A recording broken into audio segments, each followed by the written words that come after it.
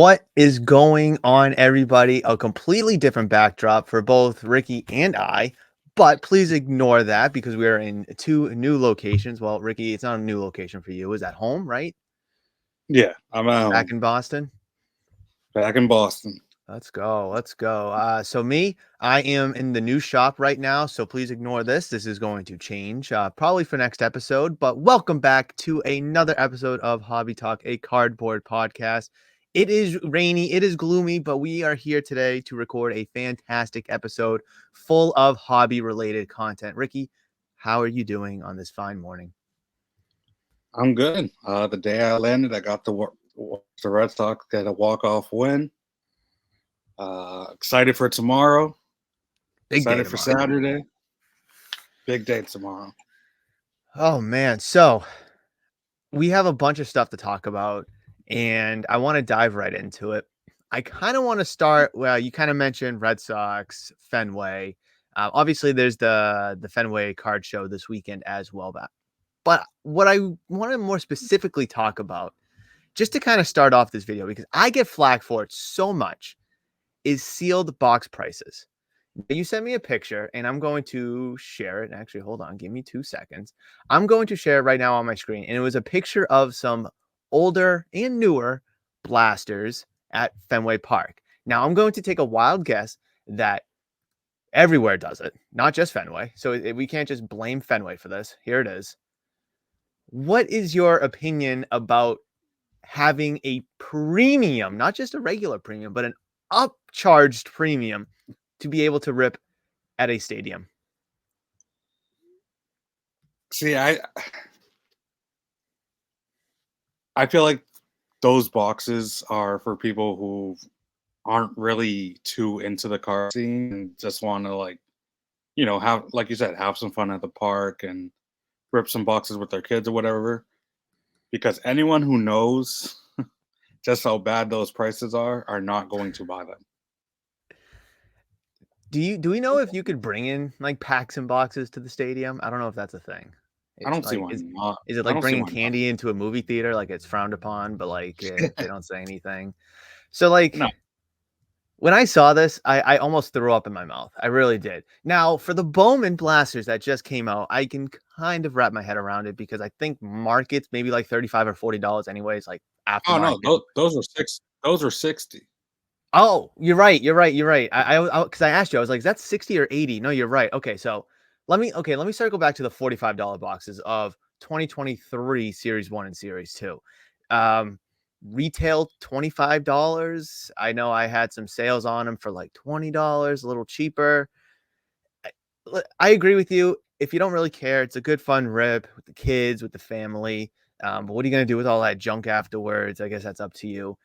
But $60 for a Bowman blaster, that's more of a I'm ripping, trying to find the guy.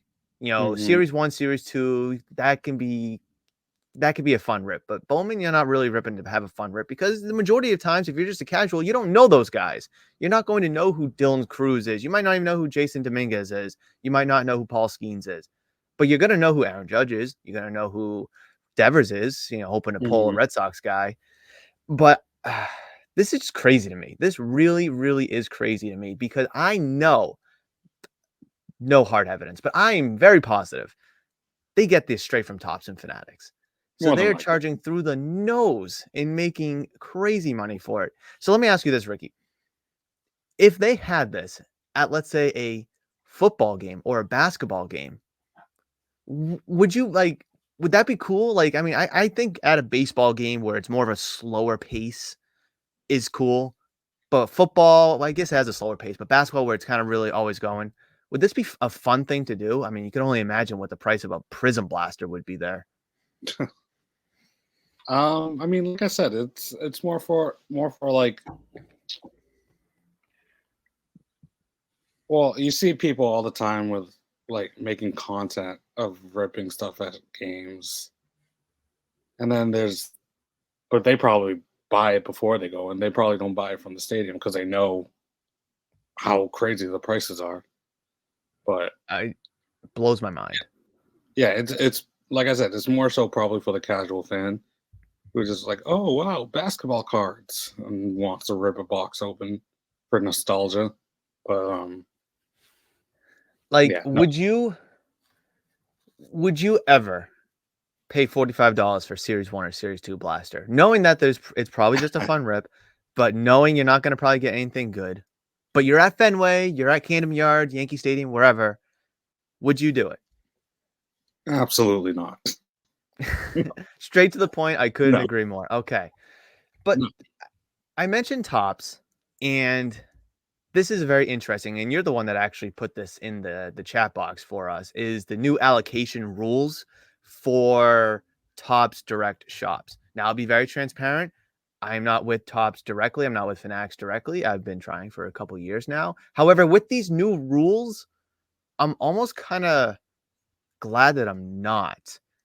And for anyone Mm, that hasn't seen any like videos regarding it, it seems like they're really, really cutting down. They're really trying to handcuff a lot of shops. They're trying to make sure it's done their way or no way. And what I mean by no way is they're going to get rid of your allocation, your products. So, Ricky, from what you've heard, does this make sense for the hobby, especially where Fanatics is going to be getting all of the licenses for pretty much the sports that we care about in this hobby? Is this a good thing? Is this a bad thing?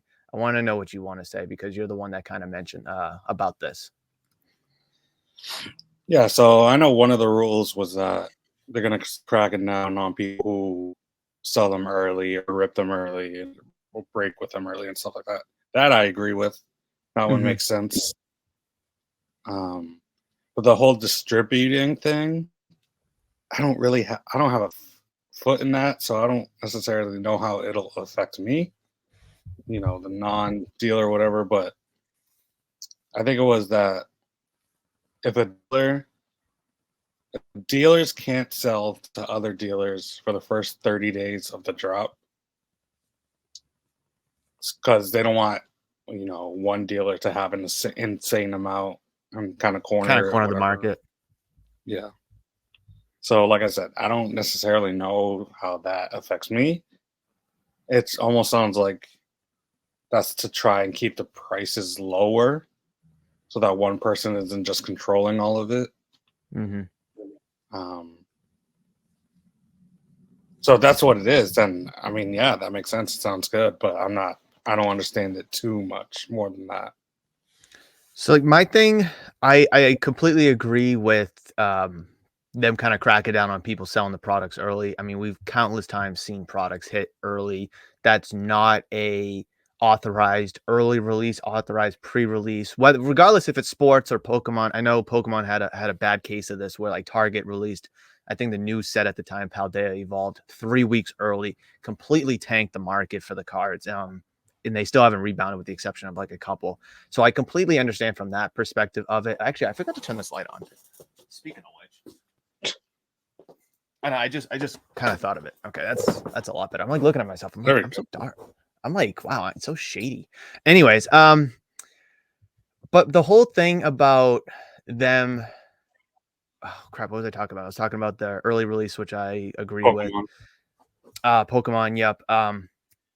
Where it's like you can't do dealer to dealer business, so to speak. I also agree with you about cornering the market, which that kind of seems like they're trying to avoid.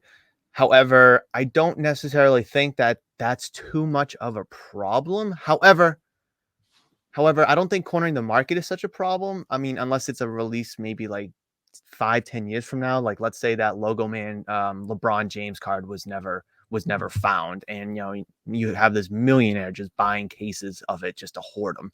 I think Hmm. that's probably like a different story, but then again, that's well past the 30-day window. So there kind of goes that. But I think what it's trying to avoid is trying to avoid shops, dealers, breakers, whoever who sell their allocation, whether it's through breaks or selling the physical boxes, and then needing to restock. Like Topps is kind of shoving their fist saying, this is what you're getting, and this is all you're going to get while it's a new Hmm. release. Some people look at new releases under a week old, 2 weeks old, a month old, 3 months old, whatever your window is. Their window is going to be 30 days for a product to be a new release. Anything after that, go ahead, buy it on the secondary market. We don't care because they're already on to the next product. But let's say, a card shop in the middle of Florida sells out all their cases. Well, sorry, we're out of cases. We can't get any more for the next 2 weeks. Sorry, guys. I think that's a little rude, I would say. Yeah. I mean, I think they should be able to restock in a way, even if that's going out on the secondary market. But I see where their line of thinking is, but it just doesn't make much sense to me. And I don't think that affects your average box opener, your anyone that's just looking to flip the singles out of it. But the one thing I really want to talk about is how Topps Fanatics is really cracking down and having it like be a dictatorship. Like imagine someone telling you, Ricky, you can only buy so much, you can only spend so much. This is what you're getting, and whether you like it or not, deal with it. It just it's a new age, so I guess we may have to adjust to it. But we've been fairly positive and optimistic about Fanatics getting all the licensing and stuff. Is this maybe something that we should kind of be cautious about and maybe not be so optimistic about Fanatics taking over? Um, I mean, like if you're an authorized dealer for anything, like electronics, whatever stuff like that, there's gonna come with rules with what you can and can't do. The only the only reason we're hearing about all this now is because Fanatics is just taking over. So whenever they drop a new rule, we're gonna hear about it. Um, but I mean, I still think it's very early in their tenure. We can't really judge their decisions yet. We'll see once they have everything how much of a control on the hobby they have, but I think it's still in its early stages, so we can't really say whether it's good or bad yet.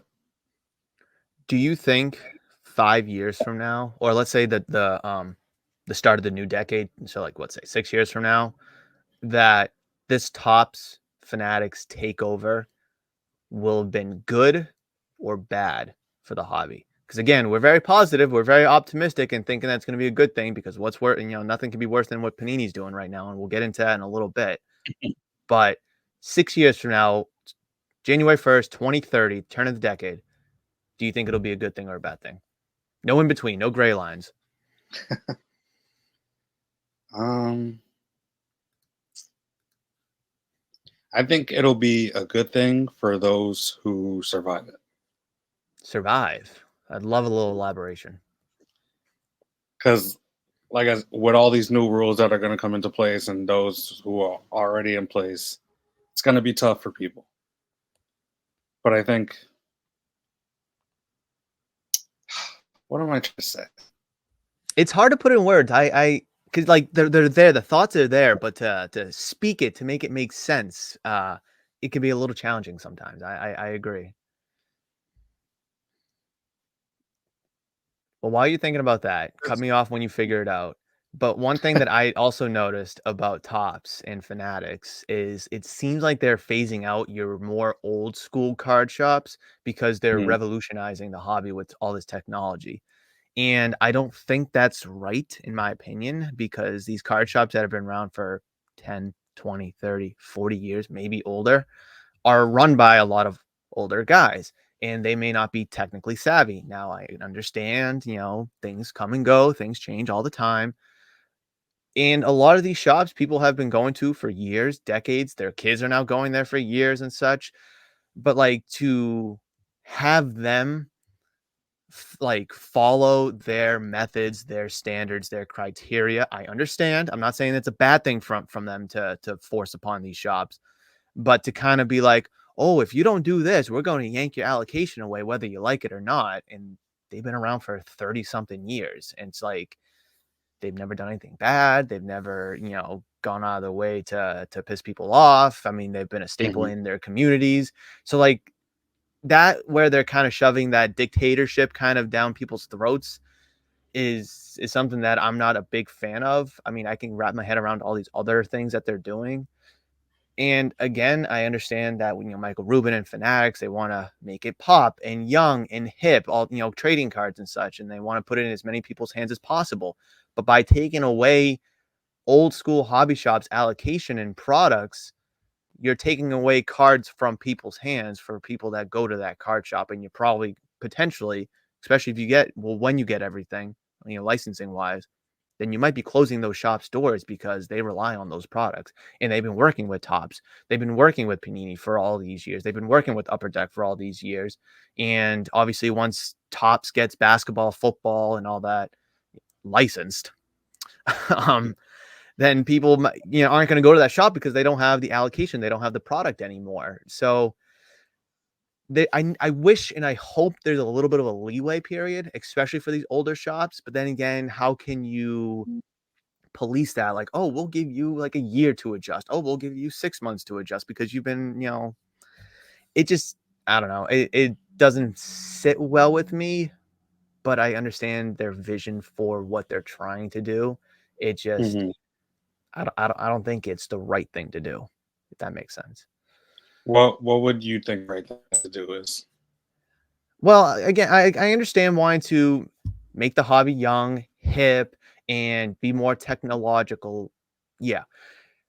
So, like, what's the right thing to do? I don't know. I mean, is there a right thing to do? I mean, obviously, you want these card shops to be promoting your products, especially the older one. You want them all to be promoting your products, but a 65, 68-year-old guy may not know how to use TikTok or Instagram. So, like, because he's technically a step behind, why pull his allocation away? Like, that just doesn't make any sense. So I think there needs to be more transparency and more communication from Tops and Fanatics with these card shops. Maybe a seminar of sorts, kind of like what Whatnot does when you become a seller. You go online, you take the 30-minute course, like, oh, this is how to do this, is how to do that. Maybe Mhm. offer something like that to at least give these older card shops the tools and the resources to become technically acclimated. And at that point, if they're not able to do so after um, a time window, 6 months, a year, whatever, then maybe yank them. I still don't think yanking them is the right thing to do. But if that's the direction that they want to go in, you have to at least give these older shops some tools to be successful and to adapt, because it is going to be a learning curve, for them, especially if they don't use computers and they just, pay their bills with checks in the mail, and, they don't have a printer in their office, such like that. So that's kind of like what I'm thinking would be the right thing to do. But I mean, is there really a right thing to do in a situation like this where, again, you're threatening to take away shops, products, and allocations? I don't think so. Um, I know we didn't jot it down on our chat, but I just want to kind of quickly follow up about this Topps Chrome basketball set that's coming out that we talked about last time. Yeah. My God, I've seen so much chatter about this product being a hit, a home run, a success. People are looking forward to it. I'm like, you guys are hypocrites. Because if it did not say Topps Chrome and it said Leaf Chrome, you guys would not touch it with a 10-foot pole. It just blows my mind. And I don't want to dive into it because I don't want to go on a rant again. But like, Ricky, is there like, is the hype warranted for Topps Chrome basketball? And if so, is there any separators from this unlicensed product compared to maybe Panini baseball or Leaf in general? Like, why should we be caring about this unlicensed product when for years we've heard about the logos on the jerseys, the logos on the hats? Well, the two big separators are Victor Wembanyama and LeBron James. Like, is Them that it having though? autos. Is that it? Like, if they were in a Leaf product, would people care about Leaf? Probably not as much, but they'd open boxes. You'd see them open for premium on breakers, whatnots. So where was I? I think it was here at the shop. I don't know if this is too close. I was here. Was it at the old shop? I picked up a Curry Durant. I don't know if I mentioned about this. Out of 7, out of 8, whatever, dual game used patch, dual auto for about $300, give or take. Now I feel like a Durant patch auto and a Curry Durant patch auto should be 300 separately. Put them on the same card. It's Leaf. It's still a $300 card, give or take. I was at, I forget where it was. Maybe a different guy came into the shop, or maybe I was at the Cranston show and I saw a Steph Curry flawless game used patch. Wasn't an auto. And just take a wild guess how much that card was or how much they were asking. Was it not? I think so, but I don't remember. Like it wasn't like out of 5.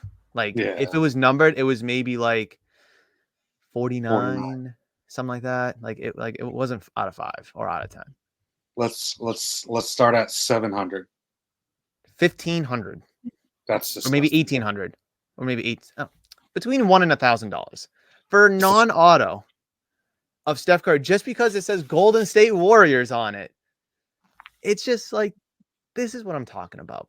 If you're a big Warriors fan, if you're a fan of, the history of the NBA, whether, you think Durant earned those rings or not, like for $300, give or take, I'll take that card because at least Curry signed it. Durant signed it. It's got a game use patch of both of them. They're both Hall of Famers, top 10 players of all time. Just to have a game use patch out of 49, let's call it. I forget what it was. It just makes no sense. And again, it was asking price, so maybe it was like 10% less or 20% less, whatever. But still, it's over $1,000 card. It just makes no sense because if it was Wembanyama on that Leaf card, everybody and their mamas would be going crazy over it. It just blows my mind, and I just want to understand it, and I don't know if I ever will because of the hypocrisy from the people in this hobby. I mean, do you think that this Topps Chrome basketball is going to live up to the hype, or do you think it's going to crash and burn because people aren't going to like the fact that it's unlicensed? So Wemby or not, LeBron or not, whatever. No, I think they're going to do a good job of marketing it, and keeping it relevant. I think that's one of the problems with Leaf too. Well, Leaf and all the other unlicensed stuff, because they're smaller. They don't really, at least I don't see them, marketing it and all that stuff. Where Tops is always posting multiple times a day, Oh just yeah, they keeping, crazy amount. yeah. So that could be a factor in it, the hype and what's hot right now and all that stuff. But I think the top Chrome is gonna do very well. You you just made a point I was going to mention, and then I just kind of chimed in there. I know we talked about social media in the past several times, the importance of it. Does that bode the same way for these manufacturers as much as it does content creators, influencers? I'm trying to show off my collection. I'm just here to flip, whoever it may be, just us people, trying to make deals or promote ourselves. Do you think social media is as important for these big manufacturing companies, Tops, Fanatics, Panini, Upper Deck, whoever, Leaf, or do you think they don't need to do it? They'll just still sell the stuff regardless because, oh wow, Tops has Wemby now. Like, okay, yeah, we'll just buy it. Like, could they buy it regardless if they post it Yeah. on social media or not? Well, like I said, with their social media and all that stuff, it's just to create hype.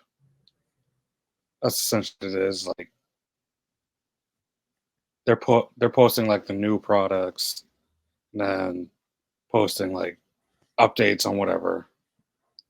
I think they'd sell it whether they post too much about it or not. But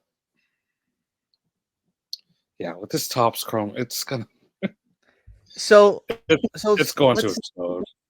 it's going to explode, and I think rightfully so. And I think people are kind of forgetting the nostalgia factor of it because Topps Chrome basketball before it was discontinued was a very popular product. I think it was more popular than Prism is today, or Prism was a couple years ago. Humble opinion. And I mean, I could be wrong, but I mean, I just think the look of Topps Chrome, people talked about Topps Chrome. Like people only like Prism because it's easy to sell and other people like Prism. Humble opinion. That maybe is a hot take. I don't think so, but whatever. Let's stick to Wemby though, because I do want to talk about Wemby again. We're talking about the Topps Chrome, and I want to talk about this fun kaboom situation that the hobby is being presented with. Now, I'll just kind of summarize it because I don't know if it's a little tough to see on the screen for people. Basically, there have been 40 Victor Wembanyama Kaboom cards pulled from Crown Royale, I believe. And out of those 40, there have been 2 sixes, 19 sevens, 19 eights. That means there are no PSA 9s. This is just PSA's pop report. Oh yeah, it says Crown Royale right at the top. No PSA 9s and no PSA 10s. Now, I can understand the 10 factor, no PSA 10s, because I think PSA is under huge scrutiny over the recent cards that they have gem mint. Um, the black 1 of 1 Wemby, I think, is the best example. Mhm. But the fact that there's no 9s, I think is a little concerning for both PSA and Panini. Now, this post from Slabstocks here is just kind of in the tweet, whoever tweeted it out, is just kind of blaming Panini's quality control, which, hey, that definitely plays a huge factor in it because if the card's perfect, the card's perfect. It should be a 10. If the card's shit, then the card should be graded as such. But I think there's two things here to kind of to tear apart. Ricky, I'll let you take over. What's the issue here? Who's to blame? What are your thoughts on this? Big deal, no big deal? Fire away. Hmm. Well, my first thought is when that first 10 finally pops, that is going to go crazy. I didn't even think of that. That's my first thought. Um, Okay. Second thought is, to me, off first glance, that looks horribly centered. That picture. I don't know. Can I So zoom if in that, on this? Oh, I can. Oh, here we go. like, look at the top. Look at the top bar, the top line. Oh, look at this. You talking about? I think I see. It's like you can kind of see it here, right? Is that the line you're talking about? Yeah. Like, look how off center that is. I mean, you can see it right here. I mean, here's the edge, and then here's the edge right here. Yeah. Obviously, we're not going to really be able to tell the surface of the card. Um, but I mean, you can even just like see how off center it is. I mean, the exclamation point is not even on the damn card. Mhm. I mean, centering top to bottom, it looks a little thinner over here than over here. And it looks thinner here than it does over here.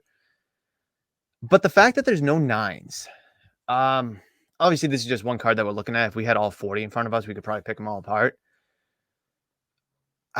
Panini is, like, I don't want to say 100%, but I would put Panini at like 85% at fault here. And PSA does deserve some, but I'm putting Panini at fault here because this is coming right off of their printing presses. Unless someone takes the card and gouges the corner, which no Yeah. one's doing with this card. Yeah, these cards are more than likely pack fresh, which oftentimes doesn't mean anything. Penny sleeve, top low, semi ridge, probably out for grading. Where does the card have any situation for it to get damaged? There's virtually none. Maybe in the packaging of the box. Okay, Panini, package it better. Okay, maybe it has a soft corner. Okay, Panini, cut it better. Oh, the centering is off. Okay, cut it better. Or print it and cut it better. And I didn't even think about that 10 aspect of it. Once that first 10 pops up, like I don't know how much an eight's going for because that seems to be like the top of the market right now. Probably raw is probably top of the market if we're being honest, Yeah. based on recent history. Like this is going to be like 100 times the price of an 8, 100 times the price of a raw, and it just absolutely blows my mind. It's just shocking because a generational athlete, once in a generation, maybe, who's actually Get this, Ricky. He's actually living up to the hype. How many generational athletes have we had within the last 5 years that we've said, oh, this is the first time since LeBron, this is the first time since Andrew Luck or since Peyton Manning. And they either sucked or underperformed or didn't live up to the hype. This kid actually should have won Defensive Rookie of the Year, personally, but whatever, didn't. Unanimous Rookie of the Year. And they fumble the bag on this card. Like, case hits. I'm glad there's only 40 of them right now graded, but that's right now. This time next year, there's probably going to be like 200 of them. But like, Ricky, does this like completely turn you off from spending hundreds and thousands of dollars on hobby boxes? Because I know it would be for me, and I know it does for some other people. But like you said, that first 10, all it takes is 110 to pop, and everyone's going to forget about this. So right now, I'm looking at a listing on eBay that sold. The most recent one. Is it raw? Clearly will not 10. I don't know if you could see it well. It has a print line right under the Spurs. Probably the lighting Yes. won't let Yeah, you kind of see it. like shooting across his knee. Oh, I think you might even be Yeah. able to see it on this one. Oh, it's right here. It's definitely not the same card, but Yep. yep, right across there. Okay, keep going. And then there's like a little dunk on the K. Okay. You see that? How's Like it right centering above. on that one? Terrible. Same as this one.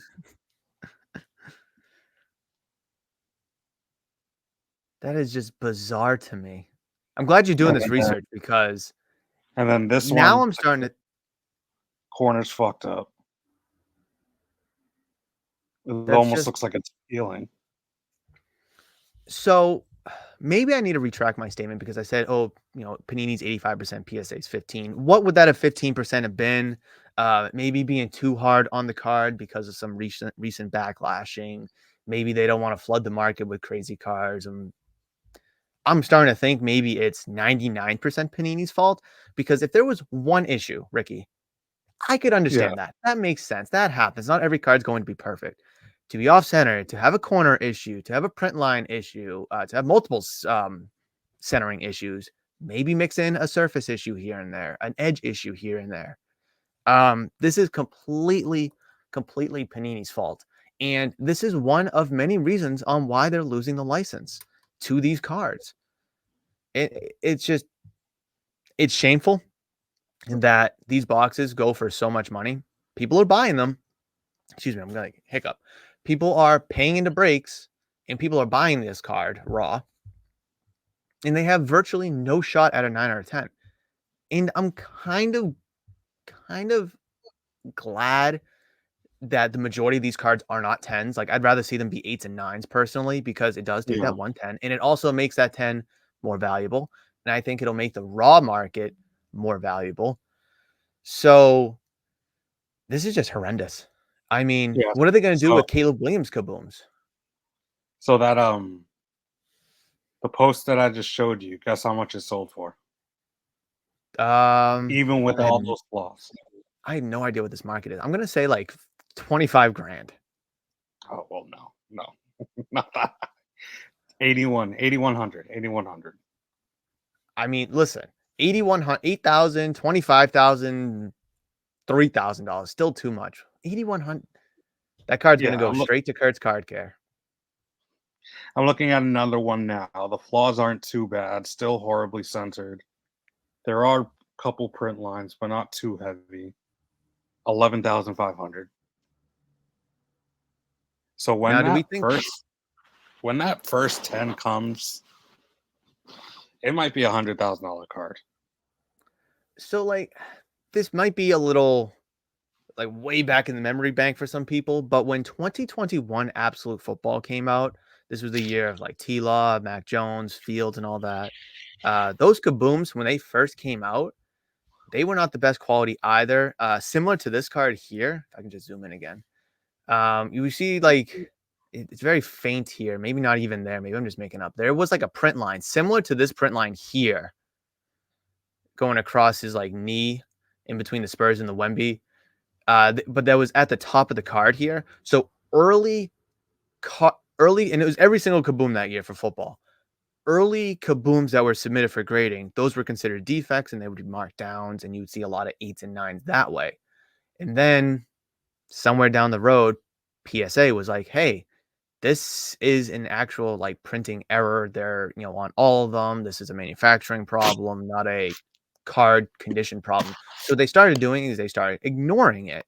So then later on, kabooms that would later on get graded were coming back 9s and 10s as they should, because it wasn't a one-off kind of a flaw. Like if this print line was just on one card and every other Wemby kaboom didn't have it, sucks to be the owner of this card, but that's just how it is, that this print line should not be there. But if they're on every single card, I am going to be curious to see if Panini starts to maybe ignore some of these problems. Like maybe the centering is supposed to be like this. I mean, optic football and basketball last year was kind of just generally shifted over. Even Donruss, same thing, just generally shifted over. So it looked off centered, but that's just kind of how the design of the card was. Mhm. I'm going to say no, that this card is not supposed to be off centered, just because I figured that exclamation point should be shown just to kind of emphasize the design and the appeal of the card. But this cannot happen with Panini.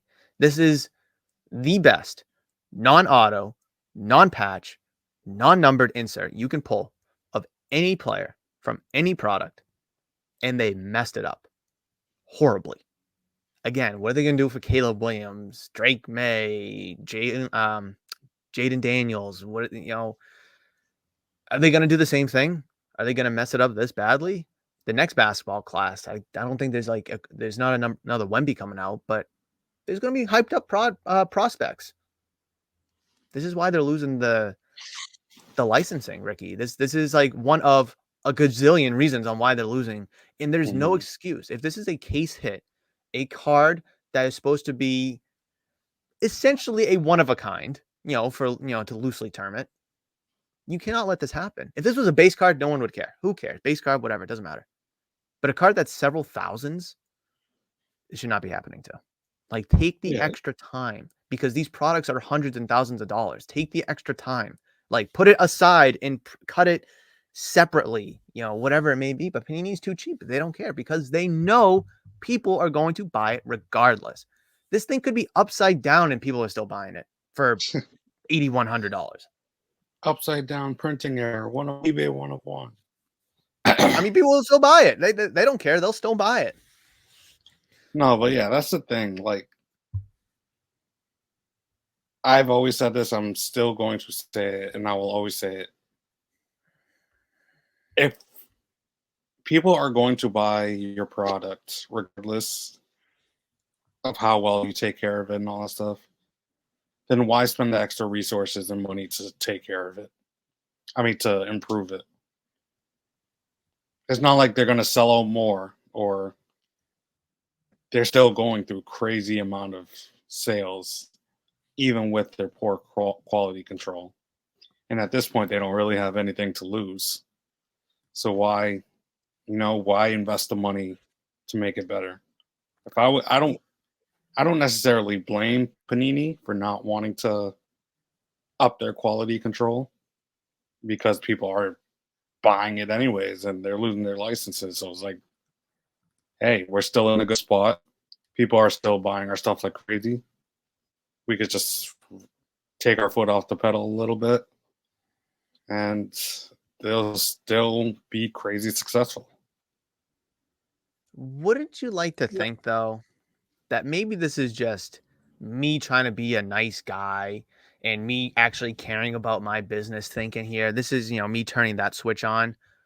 If you're losing the license for the two biggest sports in the hobby by a mile, baseball, we love baseball. Hockey has its own niche market, but football and basketball by a light year is ahead of those two sports, unfortunately.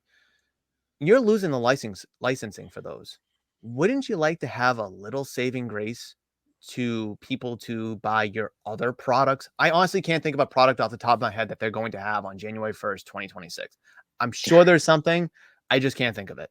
I A, don't a think sport, I should say. Like, so. I think they signed Caitlin Clark to an exclusive autograph deal, right?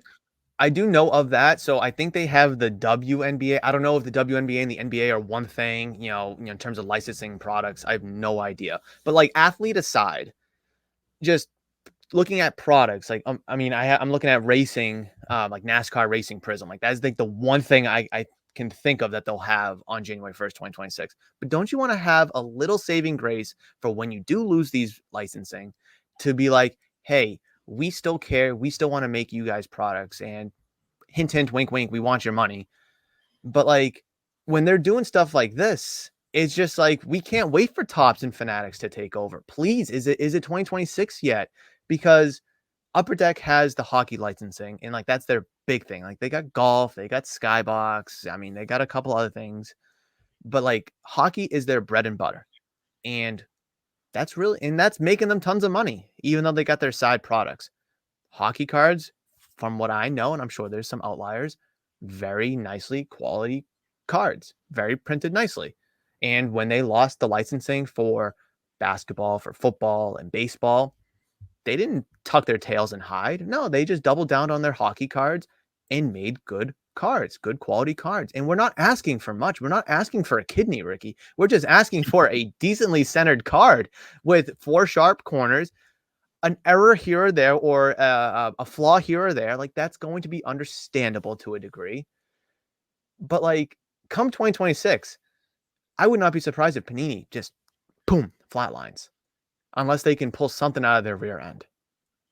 Because I'm almost positive, with the exception of a few cards here and there, like I mentioned, I don't think you'll see this from Tops. I don't think you'll see this from Fanatics. You won't see this from Bowman. You won't see this from any of their products. You just won't. Well, playing devil's advocate, Please. Bowman does have their fair share of printing issues. Like it is hard to 10, even though there's a lot of them. It is kind of hard to 10 Bowman Chrome cards specifically because Mhm. print lines are kind of bad when it comes to Bowman. But yeah, in terms of Panini, they will. I don't think they're gonna disappear per se, but they'll definitely fade into the background because if all they have is NASCAR is a very good market. But it's Like they niche have, though. yeah, they exactly. They have their loyal fans who will buy. It's like WWE, but So let me ask you this. If I was to ask you, name me the four major sports. What four are you naming? basketball, baseball, football, hockey. Perfect. So if Fanatics owns three of them and Upper Deck owns the fourth one, then I can see how Upper Deck is staying afloat by making, hockey products. People Hmm. maybe in the Northeast don't care. People maybe in Florida don't care. People in Canada sure do. People with big hockey markets sure do. And they're going to want Bedard rookies. I mean, I haven't heard not one problem about a Bedard rookie being horribly off-centered, and he's probably the equivalent to Wemby in hockey. And he lived up to the hype. He missed a little bit of time this year because of an injury, but he, for the most part, lived up to the hype. Um, but like NASCAR, as popular it is in the South, and I know there's a racetrack here in New Hampshire, no one cares about it. No one cares about hockey. No one cares about NASCAR around here.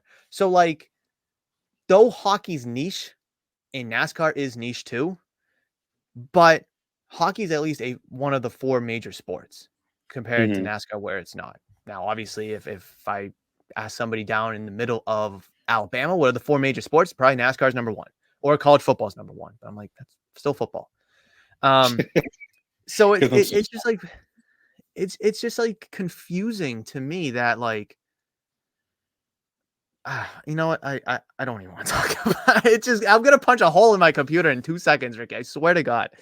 Talk about it. It's Talk just about it. Let it out. This safe ah space. Safe this space. this is a safe space. This has to be a safe space for people to just kind of complain about Panini or complain about PSA or whatever it may be.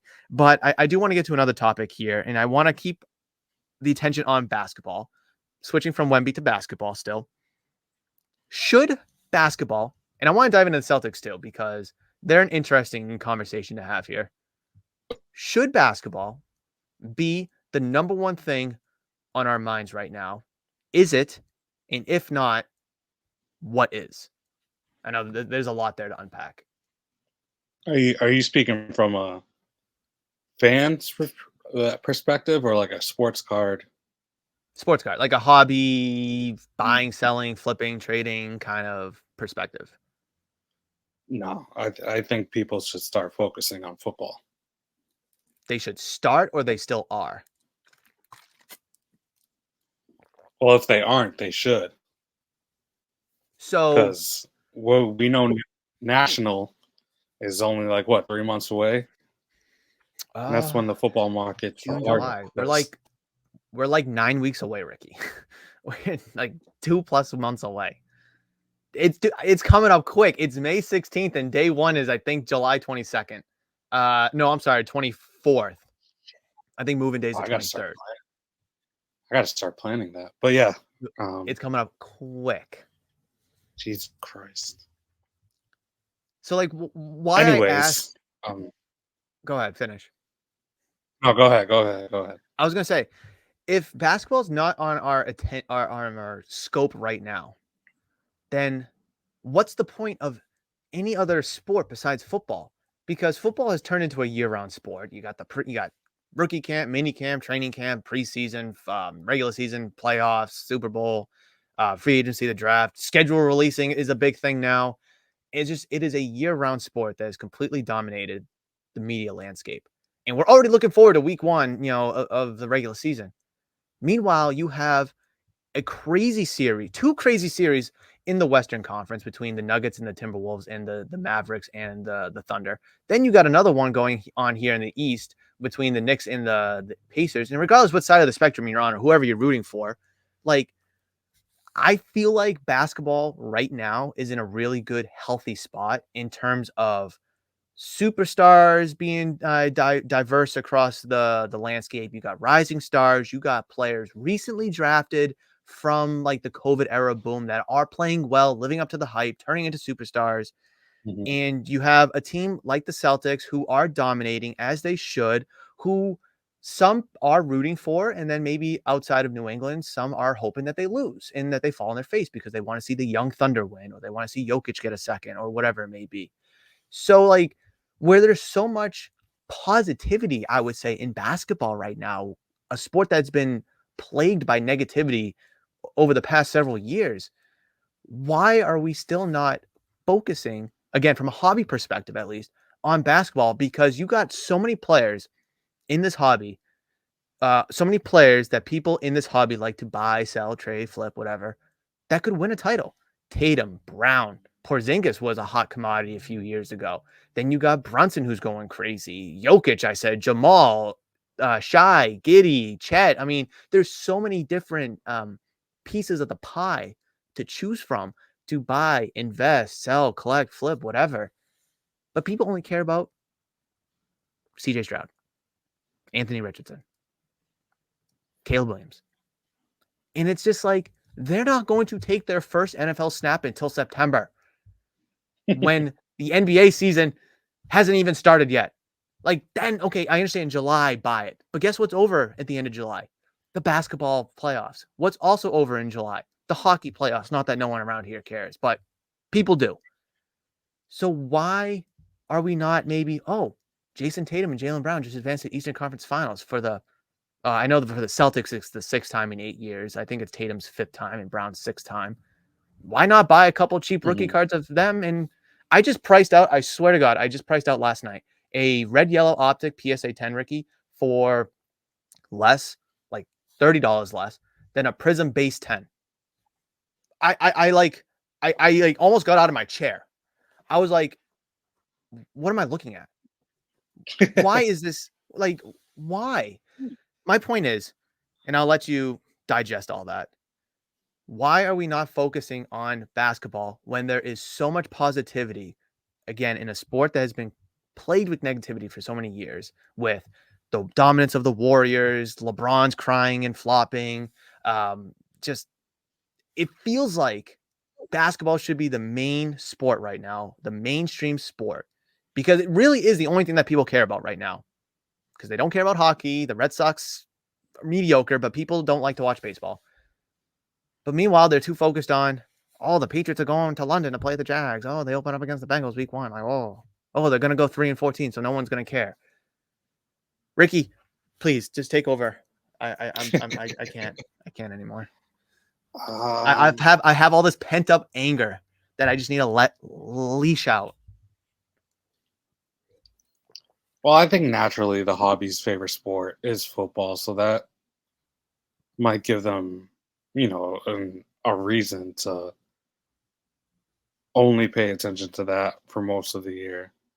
Because I feel like that is what has made people the most money during this whole flipping era. The hot quarterbacks and all stuff. The quarterbacks do probably are the, what am I trying to say? The quarterbacks are probably like the best money makers in this hobby. Just because people want to see the touchdowns and all that stuff. You're not wrong. Yeah, so I think people are going to stick to what's best for them. And that's why they're kind of focusing on like who to buy now, buying now, and investing and all that stuff. I just did a little research and I need to like put it up here. Hold on. Okay, we can still see it. So I did a little research. I went to Card Ladder. Let me pull the mic closer. And this is a 3-month window because I got the free version. And 10,000 units were sold on February 15th. That's about the All-Star break, about the trade deadline, whatever. That's when you find out teams are contenders and are actually going to try and care. And then and now it's now just about 10,000 units, but 9,800. So, I mean, it's not a deep drop-off, even though this looks like a crazy drop-off just because the chart it goes from 9,800 to 10,100. So, like, I mean, there's only a 300 unit gap here. So it's not crashing like people would say, oh my God, it's crashing. No. It's just down a little 2.42%. So, like, it's not crashing, guys. Just relax. But this is my thing here. Look at all this green. People say the market's crashing. It is all green. This is nobody in specific. I mean, people are still buying Tim Duncan for crying out loud and Johnny Moore. RJ Barrett. People are buying RJ Barrett for crying out loud. Like, it's just like, I saw Wemby on here. Wemby autos up 50%. Last one sold for 5,900. Why is this not more talked about? The generational superstar just won Rookie of the Year like we all wanted him to.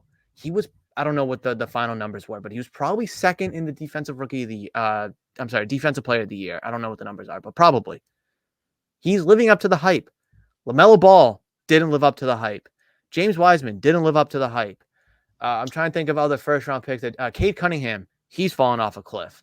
I mean, we thought RJ Barrett was done and out, but people are buying him at a freaking staggering 160% change over the last month. I don't understand. But Ricky, Topps Chrome comes out in a couple of months. Is basketball then going to explode? I would say maybe. I would say yes. So are people just not buying Panini cards because they're shit? Or are people just still buying LeBron James because he's, arguably the GOAT? Jordan because he's arguably the GOAT? Giannis because at least he's won and he's proven? Anthony Edwards, he's playing out of his mind. But, like, why are we not buying more Anthony Edwards cards? Even though, a pink prism, why aren't we buying Tatum cards? Like, I mean, locally, yes, but regionally. Luka Doncic, for crying out loud, who has done nothing in his career, is still going for, crazy money. I'm appalled. I'm appalled. I don't understand why people care about football so damn much. I think to circle back to one of your points you just made, when Topps Chrome basketball drops, I don't think basketball is going to boom. I just think that product is going to boom. How is football up over 3 months, but basketball's not in terms of units sold? How is there so much green, Ricky? How? Okay, there's a little bit of red, but no one cares about Peyton Manning and Roger Staubach. But people care about RJ Barrett, though. Uh, I mean, arguably one of the best. Oh no, I'm buffering. I'm buffering. I agree with you. I don't think it's basketball in general. I think it's Topps Chrome. I think that's what people are buying. They're buying Topps Chrome and they're buying Wemby. If you take Wemby out of that product, it's another unlicensed product.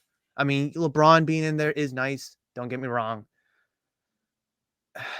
But Wemby, we all know Wemby's that driving force. We really do. Mm-hmm. Um, unless you have anything else that you want to kind of bitch and complain about, like I do, do you want to jump over to the Celtics and kind of talk about them? Because I think what they're doing is good for the sport, but it's not like in your face good. Like, when the Warriors were super good, they were just sweeping everybody, 4-0, Yeah. blowing them out by 30 points. Like that was toxic, especially after 3-4 championships, where the Celtics are trying to prove themselves and still trying to get that first one.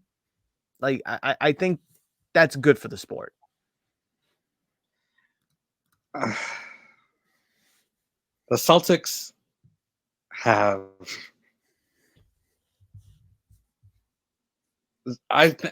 shit. How do I?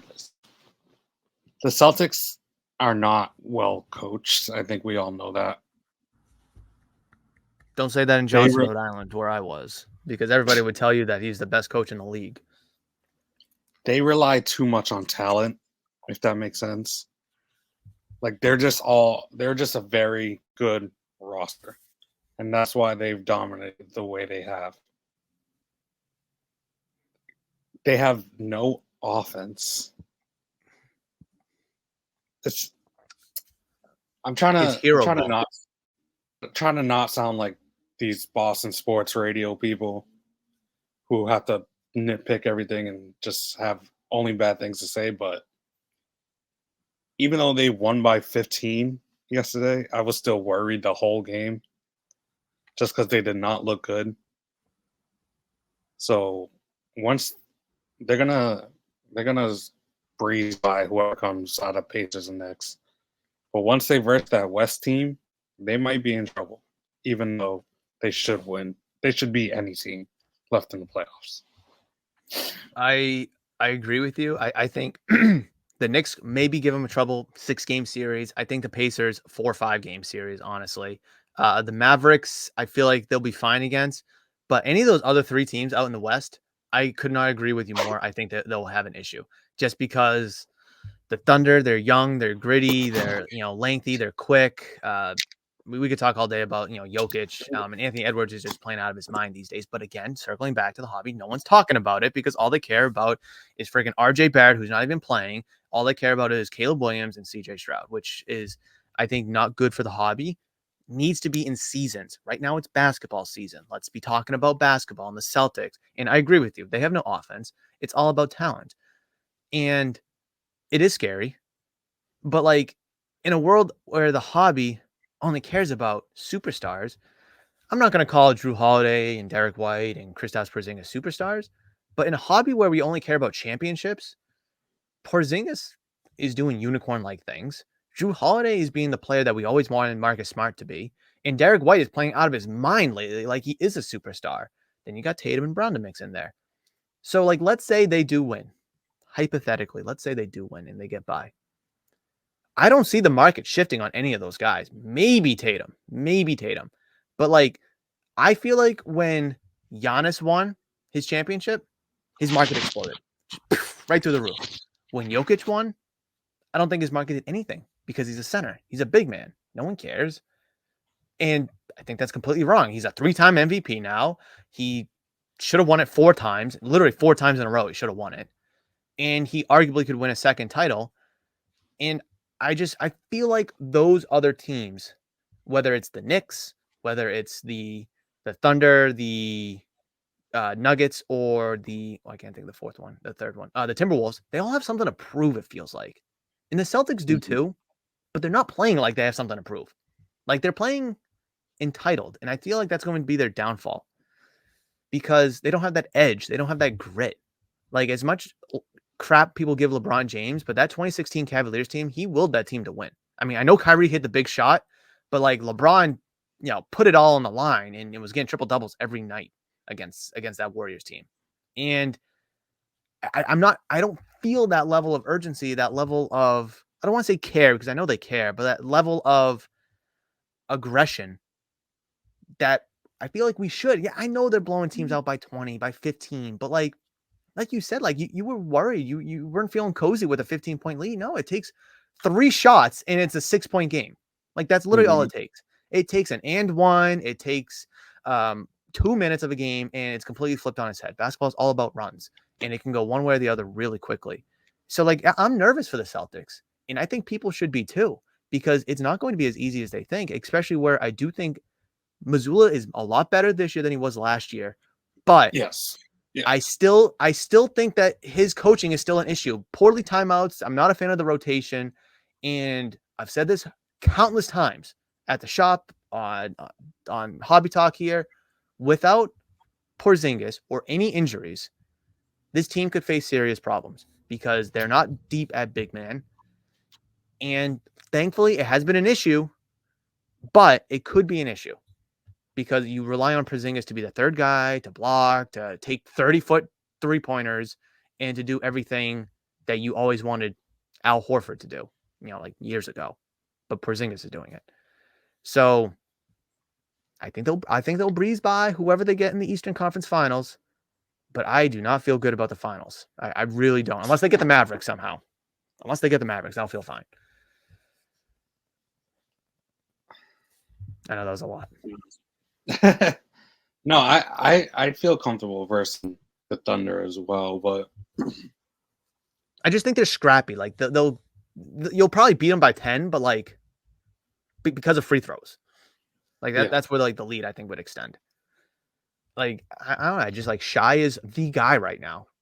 I think outside of maybe like Jokic and Anthony Edwards, like he's the guy right now. He hasn't won anything, and people are kind of caring. No one cares about Tatum. Is it a local thing? I don't know. Is it a complaining thing? I don't know. But like you saw that Shy auto by chance? yes, I do. So like a card like that right now should be going through the roof. And I don't know if it is. I'm sure you're keeping track of it, but that card should be going through the roof right now because of how well he's playing. And if he's able to will them to a Western Conference Finals, that's a huge milestone. That's like Tatum taking the Celtics to the Eastern Conference Finals when he was 19 years old against LeBron. Like that's that level. But no one's talking about it. But nobody. It just, and I know he's a little bit old. He's like what, 23 now, compared to 19, Tatum was. But like if it's the Thunder and the Nuggets, Yeah, I don't know how I got here, but I got here. And he's able to go back and forth with Jokic, like that needs to be talked about. And that needs to be like, oh wow, he's actually that good. And I think that's kind of where the Thunder could cause the Celtics problems, is because Shy doesn't feel entitled. He's balling out of his mind. He's gonna drop 30 on you no matter who's guarding you. And he's just I think the Celtics blowing these teams out is good, but I also think it might harm them in the long run. yeah. Uh, it, they're winning games they should win, but they're not winning how they should win. Like it should not be a tight game until the end of the fourth quarter. Like they should beat these Cavs. They should have beaten the Cavs by like 30 points every game, especially Like, without Mitchell. and that's the thing too, is like they didn't have their best player. Like you take Brunson off the Knicks, like they probably losing, but like they're still going to be in it. And the Cavaliers were like still in it for a long period of time. And it makes no sense. The Heat were in it. They didn't have Butler at all. And both the Cavs and the Heat were able to win game 2 by blowout fashion, which makes no sense. And listen, if you lose a game by a couple points, fine. The ball bounces that way. You make the adjustments and you come back, and you're built on talent. Like you said, Ricky, they have all this talent, no offense. And I think that's going to really be their Achilles heel, because you look at the Thunder. I mean, not the Thunder. I'm sorry. You look at the Nuggets. They got offense. They have offense. And I know the Celtics have defensive players to kind of combat that, but Jokic is playing like Larry Bird and Magic Johnson and Kareem at the same time. Like he is like one guy. and he's doing all that. Um, but I think between now and the next time we sit down and chat for an episode of Hobby Talk, I think it's really going to be hopefully a huge shift between whatever the East looks like come then, whatever the West looks like come then. And I really hope that basketball is more of a forefront than it is right now, because right now I feel like no one's talking about it and no one cares about it. And people care more about Paul Skeens, as they should, than they do about Jokic winning should have been 4 MVPs in a row. Like, I mean, that's just unheard of. So I know we've been going over for a little over an hour now, but I do actually want to kind of quickly talk about you're going to your first card show in so long, Ricky, the Fenway card show, right? Not going? Yep. Oh, No, you I are. am. I am. Oh, okay. You're shaking your head like, no, I'm not going anymore. Yeah, it's just But crazy how long it's been. I know. So this is what I want to talk about, because a lot of people maybe in your situation haven't been in a long time. Maybe I'm getting back into the hobby. Maybe I just haven't talked with my hands too much. Maybe haven't had time for a card show. Maybe this is my first card show. I mean, there's a lot of different ways to look at this, Ricky. How are you preparing for something that you're used to? You've been to shows plenty of times, but you haven't been to one in a while. The market's changed, plans, agendas, buying, selling, trading. Like, what are you looking to do? First of all, how are you preparing, if at all? And what are you looking to do? Well, first and foremost, I'm just gonna enjoy James it. Wood. Oh, That's for later. But no, yeah, I'm just gonna enjoy it. I'm gonna try to move some cards that I haven't been able to move on Facebook or whatever. Um, so I am looking to sell more than to buy, but obviously I'm gonna, buy whatever I can. But yeah, I think for me, the biggest part is to just enjoy it because I haven't gone to one since the national. It's at Fenway, so now does being at yeah, Fenway have a factor of, now I know you've adjusted to just baseball, but then you kind of mentioned how, like, oh, maybe, I shouldn't just be doing baseball. Maybe I should be, doing, this or that. I think you mentioned that last episode. yeah. What are you looking for if you are to buy or trade? Obviously sell, you can only sell what you have, but like if you were to buy or trade, are there players? Are there sports? Kind of, peel the onion a little bit. I'd probably more so still stick to baseball just because that's what I know most. Mhm. Um, but if a nice CJ Stroud or Anthony Richardson crosses my path, I might have to pick a couple up just because I know they'll be easy to move. So kind of broaden my portfolio out. But If you were to go into the show only to buy 3 players, you can only pick one, Stroud or Richardson. So you have to pick 2 other guys. Who is it and why?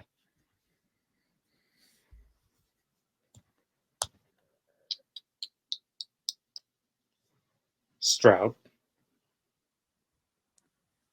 just because he's proven already, he's not a four Is game one. he? Are we going to slap him with proven already?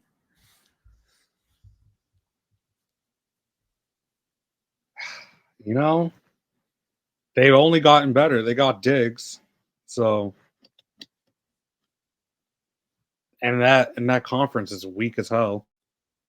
It's not That is like true. I feel like the AFC is just like complete. It was good going into last year and the year before. Like you could make, the argument like 13, 14 teams can make the playoffs.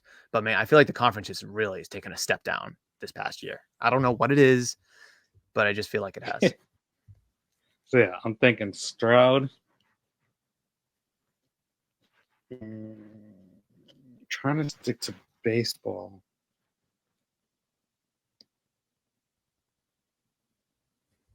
Because I'm like, I think like baseball is a good buy too, to a degree, but like you can't flip baseball overnight. Unless you're Yeah, like, you sell it online or something like that. Like you can't buy it at the show and then flip it the next week, because just baseball, like I feel like is such a slower sport that Like if a player goes 4 for 4 with 4 home runs, it's going to do 0 for his market. How many times has that happened in baseball? Like a handful of times, like 12 times, I think someone's hit 4 home runs. I'm not sure the number, but super low. And no one will care. Acuna could hit 4 home runs tonight. No one will care. But if Ohtani does it, people are going to be pulling their pants down and trying to buy every Ohtani card they could. So it's just Well, like blows my mind. the thing about baseball negatively affects it and card market wise is the amount of games. Because if someone goes 4 for 4, because if someone goes 4 for 4 with 4 home runs one night and then go 0 for 5 next night, then that'll cancel it out. But if CJ Stroud throws 4 touchdowns in a week and that has, a week to sit with people, they're like, wow, he just threw 4 touchdowns. I'm going to buy him Monday, Tuesday, Wednesday, Thursday, Friday, Saturday. Going back to like the Stroud thing, I completely agree. I think 17 games is like so palpable for people. Like, oh wow, he threw 4 touchdowns. Like, oh, let me go sell him right now because he's super hot right now. Everyone's gonna be buying him, and then people buy him throughout the week. People sell him throughout the week. But like, oh, what is he gonna do this week? What is he gonna do this week? Like 17 games is so palpable for people to be casuals, to invest and wait a little bit, to flip it overnight. Whereas baseball, like, I mean, someone could go 0 for 6 with 6 strikeouts, and it's not going to touch a market for anybody. So like it you can't compare apples and oranges, but like I love this example. Corey Seager, 2-time World Series champion, the best shortstop in baseball, probably the most premier position in baseball. Arguably pitcher and center field is probably mixed in there, but shortstop typically is like the premier position. Nobody cares. Nobody. Does he have an MVP mixed in there? I think he has a rookie of the year. I'm not sure if he has an MVP mixed in there. Either way, Yeah. nobody cares. Like I was just talking to a kid on Instagram about like the Paul's what is it? 1 of 1 superfractor Paul Skeens. I think it's a PSA 7 that's current bid or was sold. I'm not sure for $19,000, Ricky. Oh, the 101 auto? Yes. Yeah. Why? Why? Kid's good. Don't get me wrong. I think he's going to have a bright future. If he keeps throwing 103, 104, he's going to have Tommy John in probably 2 years. But like $19,000 for a 7 for a pitcher. I couldn't tell you the last time someone cared about a pitcher. And we can't say Ohtani because he's a unicorn. He does both. It makes no sense. Like I could rattle off 10 Hall of Fame pitchers right now. No one cares, with the exception of Nolan Ryan. Only one that people care about. Maybe Sandy Koufax.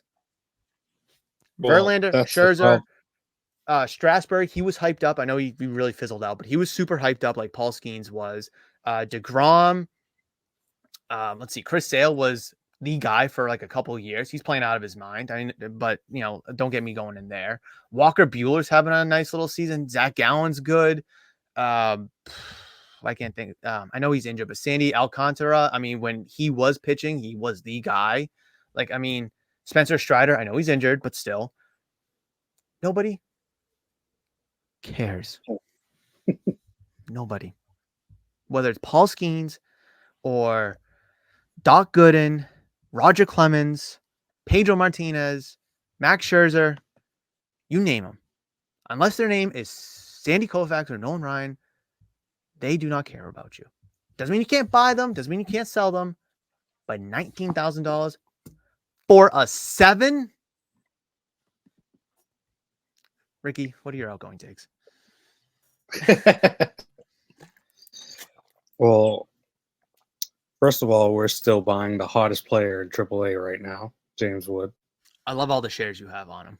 Like, I love watching all those clips of him just smashing 2 home runs every other night. He's so good. He's so good.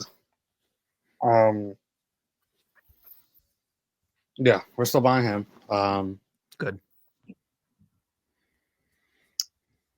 Yeah, my outgoing take is I can't wait to be at the shop tomorrow. The new Murph's Car Town. Stoked. I know. I'm excited. I'm excited. I haven't gone to a car shop in so long either. Was the last one the one in Chicago? After you dropped me off from the train? Yes. So yeah, Well, yeah. So it's tomorrow, Friday, I'm going to your shop. Saturday, I'm going to a Fenway card show, and then Sunday, I'm going to another card show in Chicago. So this is going to be a good weekend, Sheesh. Busy. right? Maybe I'm going to feel yeah, like I that. guess the outgoing take is excitement. Yeah. Let's see. I'll kind of piggyback off of something I said. It's the last, I think it was last episode about Jackson Holiday, how, he should have been cautious. You Oh, can, call him a sure bet. He struggled. Um, Outgoing take. I haven't heard not one peep of anybody talk about Jackson Holiday. Now, I know I've been a little distant from like the individual cards in the markets because I've been moving shops, and you can see behind me, I'm still in the process. But like, I still stay on the news, on social media. I went to a card show, the Cranston show on Sunday to get some new inventory. I didn't hear not one person talk about Jackson Holiday. I could give you 40 reasons or whatever his plate appearance, his at bats were, and he had what, 1, 2 hits. It's just, it's so it's tough. just my outgoing take is buy, or you should be buying. And I don't want to tell people you should be buying. I'm suggesting buy the sure bets. Mookie Betts, for that matter, Ronald Acuna, Otani, your DeGroms, your Scherzers, your sure bets, your guys that are actual superstars who have proven it. Corey Seager, for crying out loud. People who have the track record, who have the resume, who have done it. We all want to be right on the next guy. We all want to find the Brock Purdy, Mr. Irrelevant. But how many times has a prospect gained so much hype and they fizzled out? Not saying he's fizzled out, not saying he's a bust. I'm just saying, why should all the attention be on him? Because if he has half the career, or let's just say he has a similar career to Mookie Betts, 300 plus hitter, MVP, 2 World Series, Gold Gloves, Hall of Famer, Jackson Holiday, one of the best ever. But like right now, we're talking about Mookie Betts as that. But like when his career is all done, will he be one of the best right fielders of all time? Let's just call him a right fielder. Probably not. Like he'll be in the top 25 Oh, discussion, but he oh, probably won't be in the top 10. But because of recency bias, he probably will be. But when you think of oh, like a Hank Aaron or a Babe Ruth or Roberto Clemente, like, I mean, they're different stratospheres. And listen, I know I'm jumping to conclusions. I know I am. But my point stays the same. Like, who's going to have a better career, Mookie Betts or Jackson Holiday? Probably Mookie Betts. Who's going to get more attention and publicity? Jackson Holiday. okay. We're Do diving you into want to? movies numbers next episode. What's that? We're diving into movies numbers next episode because Works for he me. will be one of the best players of all time. I listen. I hope so. I Okay. hope so. And I was just using him as an example because he was the first one. We could use Acuna for instance. I mean, if he goes on this track record still, I mean, you can even say the same about Mookie Betts. Then yeah, he should be in that top 10 debate. But like, are you going to kick out Eddie? Not Eddie. Roberto Clemente? No. You going to kick out Hank Aaron? No.